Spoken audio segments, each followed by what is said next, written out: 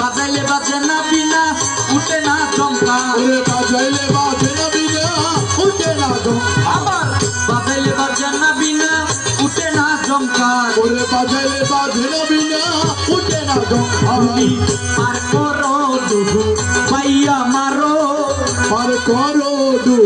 পাইয়া মারো পার করো দুধু পাইয়া মারো তুমি পার করো দু পাইয়া মারো তোমার মহিমা হইলে আমারো পার করো দুধু পাইয়া মারো তোমার মহিমা হইলে আমারো পার করো দয়া ডুবাইয়া মারো আমিও তো জানি না সাঁতারো পার করো দয়া ডুবাইয়া মারো ওরে বুদ্ধম শরণং ধম্মং করণং সংঘং করণং বলে হ্যালো হ্যালো মাঝি মাইক্রোফোন আবার কোথায় স্বর্গ কোথায় নরক কে বলে তা বহুদূর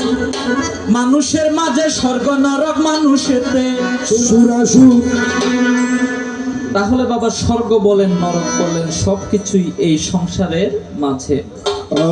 দেখেন অনেক মানুষ আপনাদের চাইতেও কম বয়সী কিন্তু একটি রাত নির্ঘুম কাটানোর মতো তাদের থেকে শক্তি নাই তবে সবকিছু হচ্ছে কি কর্মের অধীন যেমন যিনি মারা গেছেন নতবালা বড়ুয়া উপাসিকা নতবালা বড়ুয়া তিনি আমাদেরকে শিক্ষা দিয়ে যায়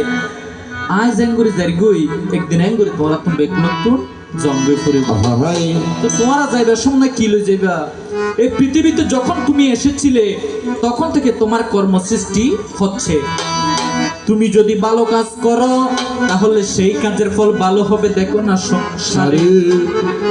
যদি খারাপ কাজ করো হবে কিন্তু খারাপ কর্ম খারাপ ফল ভোগ করিতে হবে মায়ারে সংসারে তুমি তুমি যখনই পারো তখন ভগবান বুদ্ধের আরাধনা করো কেননা তোমার সময় যে কখন যে শেষ হয়ে যাবে তা কেউ কিন্তু টের পাবে না